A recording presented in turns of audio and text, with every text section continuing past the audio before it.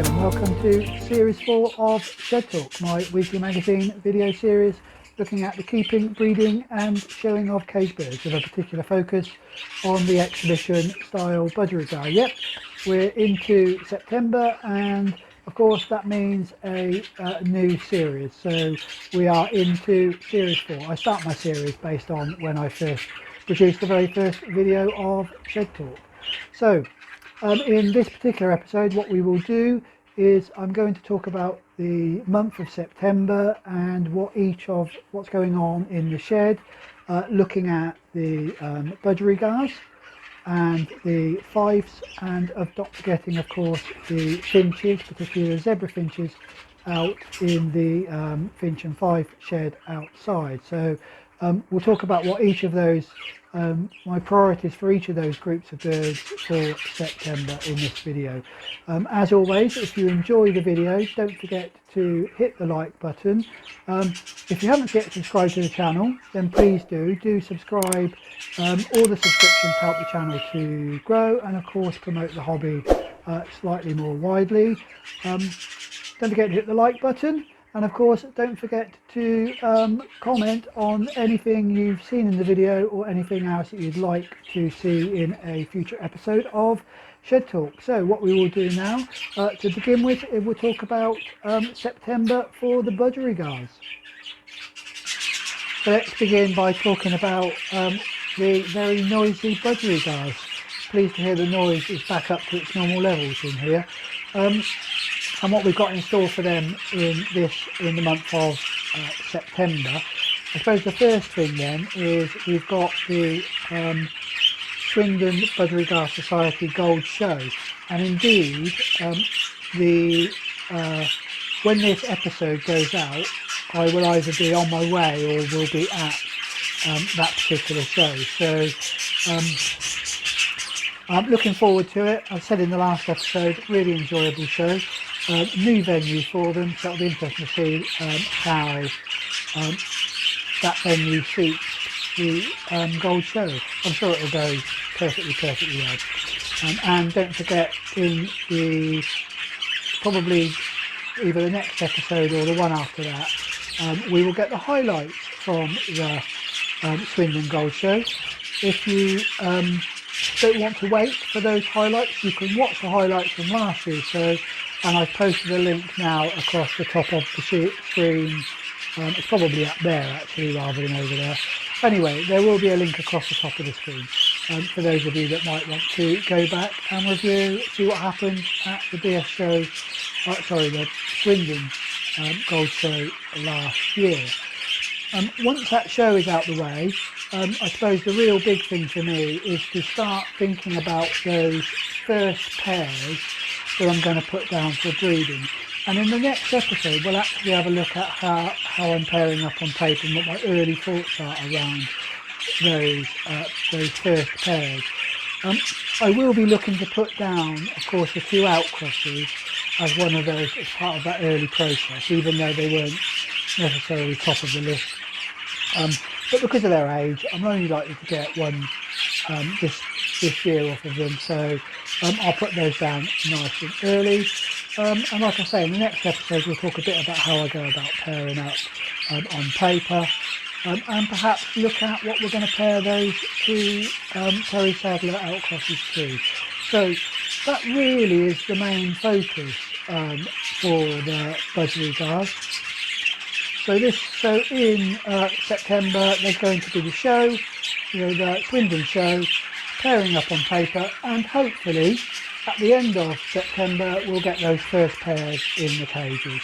So there we go, that's the budgerigars sorted for this month. Quite busy in here, and we're starting to move into that busy period where we're pairing up, and we've got some those first pairs in cages, and it'll start the intensity in this particular bit of the shed will begin to pick up.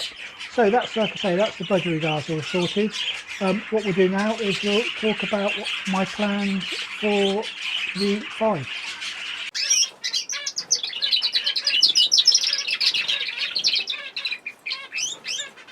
So here we are down in the finch and fife flight, and we'll begin with the birds that you can hear singing behind me. At least I hope you can hear them singing behind me. So we'll start with Fifes from breeding to bench.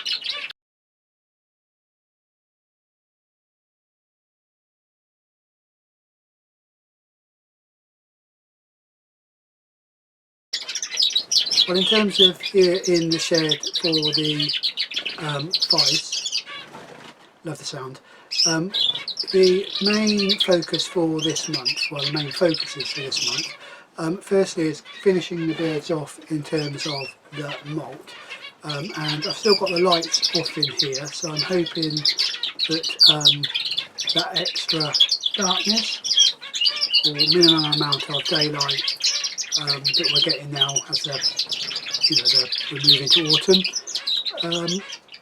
will help them through that. The other thing that I've done is I'm now beginning to reduce the amount of extras, I suppose, that I'm giving the birds in the cage. So for those of you that watch for a little while, you'll know that within each of the cages I give a soft food mix that's similar to my budgerigar one. I just don't put carrot in it, and I add extra broccoli, and I also use a tonic seed in there on top of the normal canary mix. What I've started to do now is, whereas before they got both of those every day, I'm now alternating them. So one day they will get the tonic seed, and then on the next day they will get a soft food mix. So, and over the month I'll begin to reduce that more and more as the birds come out of the moult, mainly so that I can start to get them to lose a little bit of any excess weight they might have, both on the lead up to the winter period, but also on the lead up to the show period. And the other thing, of course, while we're on the subject of shows, is my plan is to begin giving them some additional show cage training. So probably starting next week I'll be putting these on the outside of the cages where I've got the birds that I'm looking to show, and we'll begin to get them back used to going in and out of the show cage. And what I may do, given half a chance at the end of the month, is perhaps we'll get a few of the birds that I consider to be my better birds out of the cage, out of this shed. We'll take them down to the main budgerigar shed where we've got a bit of extra light, and we'll do a quick assessment of them. I'll let you have a look at them, and maybe you can give me some feedback on what you think of them, those of you that are much better at identifying a good Fife than me. The final thing, of course, in this shed is that I need to try and find a little bit of extra room whilst we are waiting for the young zebras to fledge. So I'm still thinking about what I might do with that. There's a couple of cages that I've got, old wooden cages that I've got down in the budgerigar shed that may be suitable. I may be able to fit in here just to give some extra flying room. I need to do some measurement, and I would also need to give them a really good clean and some major repair work before I even think about putting some the Fifes in there. But that's really it in terms of Fifes from breeding to bench. So the young Fifes, cockbirds, as you can hear in the background, doing excellent voice at the moment. So I'm now pretty clear that I've got those two cockbirds, and I think the rest of them, pretty much certain the rest of them are all hens. So there we are, that's it from breeding to bench. What we'll do now is we'll have an update on where we are with the Fifes. So turning our attention then to the zebra finches in particular, so the finch flight but the zebra finches in particular.